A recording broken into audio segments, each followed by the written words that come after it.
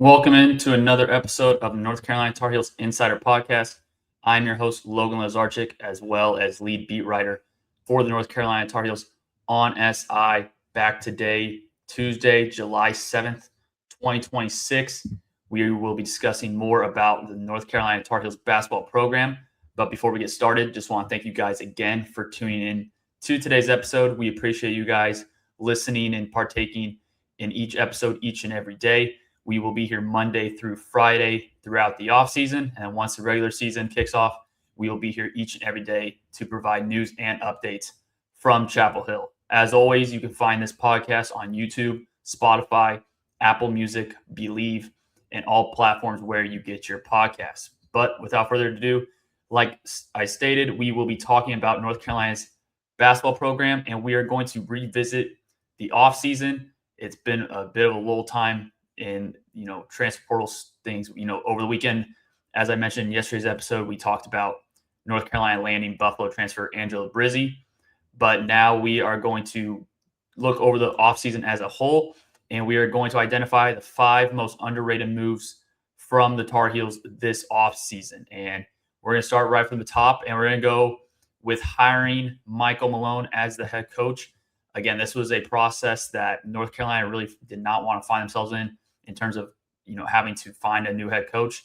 But after losing to VCU in the first round of the NCAA tournament, they really did not have another choice other than to fire Hubert Davis and explore the options on the market. And right away, Dusty May, Tommy Lloyd, those two names emerged as the popular candidates for the job. And obviously, Dusty May eventually led Michigan to the national championship. He is now a head coach with the Dallas Mavericks. But I think a lot of times when programs are making a coaching change, it's very easy to go after the safest and most established coach in that sport. And Dusty May certainly has done that. He led FAU to a Final Four appearance. As I mentioned, he led Michigan to the national championship. And then there's Tommy Lloyd, who at Arizona, they don't have the resources that North Carolina has, but he also had Arizona in the Final Four. And although the Wildcats have not underwhelmed on the same level as North Carolina, there have been times in the recent years where they have underperformed in the NCAA tournament. So I thought that his name was somewhat, kind of jumping to trying to grab a coach just for the sake of it.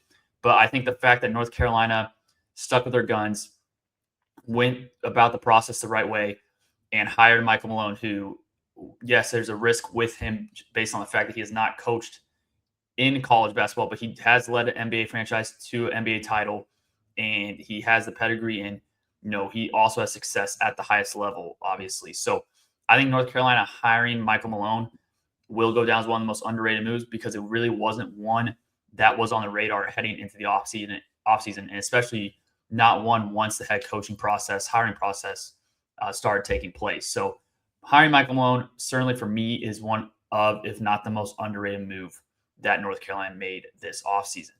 The second move, and the rest of these will mostly be associated with Michael Malone, but also, you have to give credit for the program for giving Malone the trust and the keys to make the moves that he wanted. So the second one is hiring Chuck Martin as the assistant head coach. And Chuck Martin had previously served under John Calipari at Arkansas. And over the last 2 years, Arkansas have had top 5 recruiting classes during that time. And, Chuck Martin also was with John Calipari at Kentucky. They also had really high success in the transfer portal recruiting process. And although Michael Malone is going to get a lot of credit for what North Carolina's roster looks like, I do think Chuck Martin's fingerprints have been all over the roster construction this offseason. And that's not to say that Michael Malone wouldn't have landed these players, but I do think Chuck Martin's involvement in the recruiting process and discussions with players through the transfer portal did go a long way. And I think hiring a head coach from, he pawned Chuck Martin off of John Calipari's staff. That is something substantial and something that should be taken into account when assessing how impressive this hire was. But I think bringing Chuck Martin onto the coaching staff not only gives North Carolina another avenue on that staff, but it also shows that Michael Malone, acknowledge and has awareness of that he's entering a job where he may not have all the answers to every question. And Chuck Martin certainly provides answers to, solutions where you're trying to land players, you're trying to build a roster as fast as possible, and especially with North Carolina and the current state that they have been in over the last couple of years, being first round exits and not even making, NCAA tournament in the last 5 years as well. This needed to be an offseason where they set a foundation. And I think hiring Chuck Martin not only gives them another formidable coach on that staff, but obviously the recruiting has taken a major leap because of that. And then the third move that I think is very underrated and has slid under the radar is retaining Maximo Adams. And if you guys don't remember, North Carolina was in the midst of really losing their entire roster.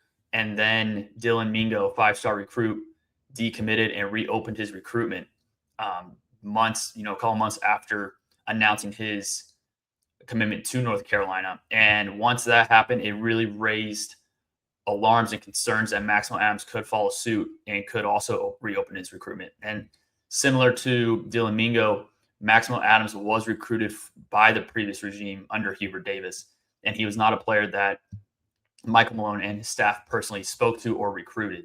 So Michael Malone had to, talk to Maximo Adams, had to prove that his image and his strategy was a fit for Maximo Adams' skill set and obviously future aspirations. And Maximo Adams, shortly after Michael Malone was hired, did officially announce that he will stay at North Carolina. So I think retaining Maximo Adams, obviously an unknown commodity at this point, incoming 4-star freshman, but I do believe Maximo Adams is going to establish himself and develop into a really solid rotational player in his first year. And he may be a multiple-year player for North Carolina. And I do think if it weren't for a couple of moves and a couple of signings in transfer portal that North Carolina orchestrated, I do think Maximo Adams would have been a starter in this starting five. So Maximo Adams, I think, is going to be a very good scorer off the bench. I think obviously he has the talent. He really has, the archetype, prototype to really develop into a star player. And he really does not have that many holes in his game. So Maximo Adams staying in North Carolina, certainly one of the most underrated moves that Mike Malone and his staff pulled off this offseason. And Maximo Adams is certainly a player that I am very excited to watch. He reminds me of I think he's a more under control, more refined Michael Porter Jr. And obviously Michael Porter Jr. is in the NBA. So Maximo Adams still has to develop into that. But I think the fact that he can score on all three levels, he's 6'7", 205. He can really impose his will. He can play defense. He can pass. He can shoot. And he can really score on his own. He's not dependent on other players to do that. And I think, again, another versatile player in Malone's system. I do think that this is one of the most underrated moves that North Carolina has pulled off this offseason. Another one, and obviously this player, considering how much success he had at his previous program, it may not view as an under-the-radar move, but I do think landing Terrence Brown from Utah as a transfer was certainly a monumental move for North Carolina. And again, this is very early on in the transfer portal process. This was this is months ago. So if you guys don't remember, Terrence Brown was one of the transfer portal recruits, transfer portal prospects that a lot of programs are going after, including Kentucky and Kansas. And I do think the fact that North Carolina was able to land Terrence Brown, despite having a first-year head coach and really a completely new roster in place. And really at that time when they signed Terrence Brown, there really wasn't that many players. The players on the roster were Nicholas Abdalis.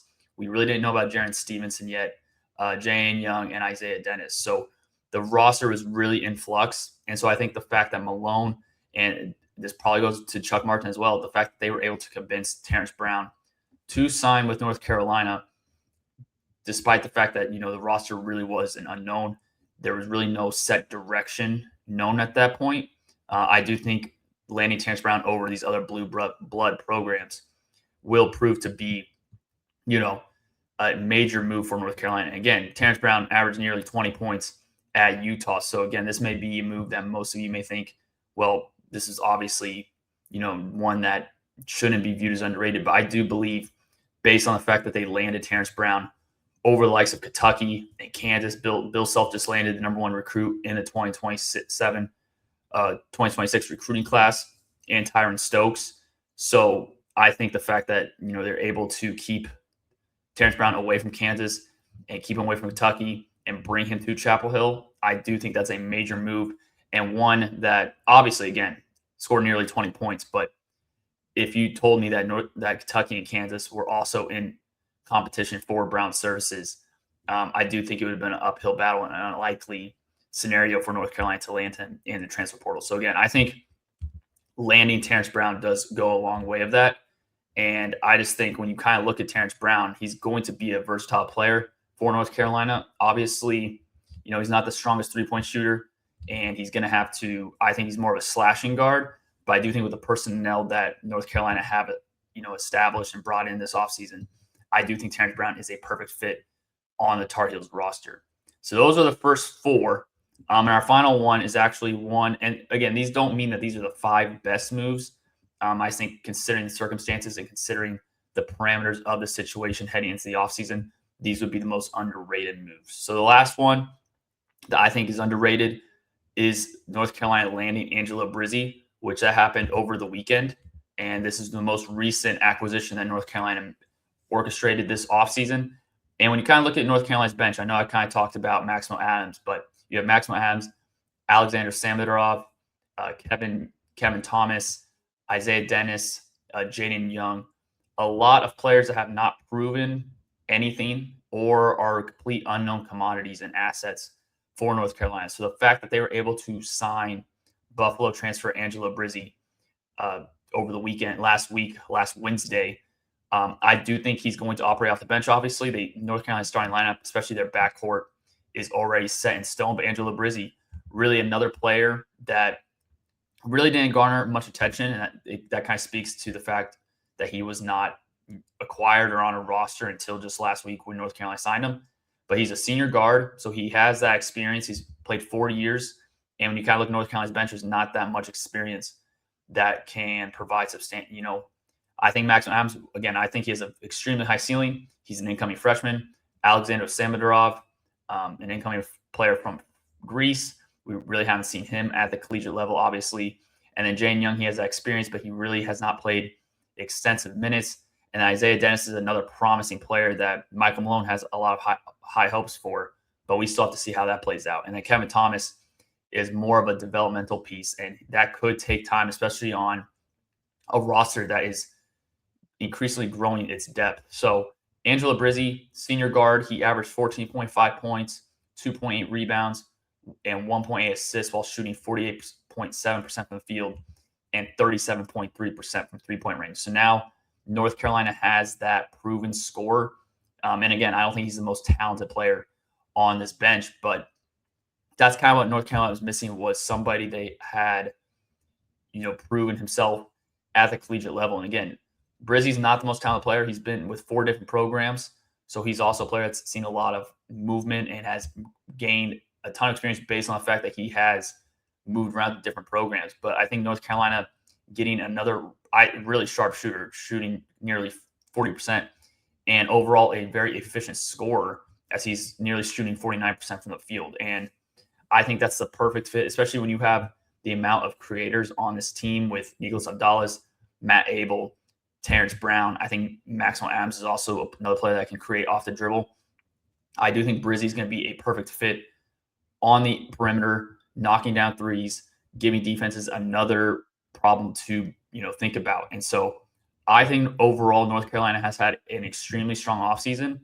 And when they fired Hubert Davis, and when they knew that they had to make major changes, and they knew that Caleb Wilson, Henry Vasar, surplus of players were leaving. North Carolina lost 8 of its 10 leading scorers from last season's roster. I think the fact that this roster looks the way it does now, it's definitely much farther ahead schedule than I thought it would be. So I think North Carolina deserves a lot of credit for how this offseason has unfolded. And I do think it all started by hiring Michael Malone as the head coach, a couple weeks after firing Hubert Davis in the midst of the NCAA tournament. So again, North Carolina was really pushed against the wall, back to the corner. And once Dusty May really shut down that he was interested in North Carolina, and once Tommy Lloyd signed an extension, and then when Billy Donovan said that he was going to wait until after the NBA regular season to then consider his options, North Carolina really had to pivot. And pivoting to Michael Malone may be a blessing in disguise. And I do think North Carolina does have high hopes for next season. But that will do it for our episode today. Again, I appreciate you guys listening and tuning in each and every day throughout the offseason. Make sure to subscribe to our channel, like the video, and we will be back tomorrow with more news and updates from North Carolina.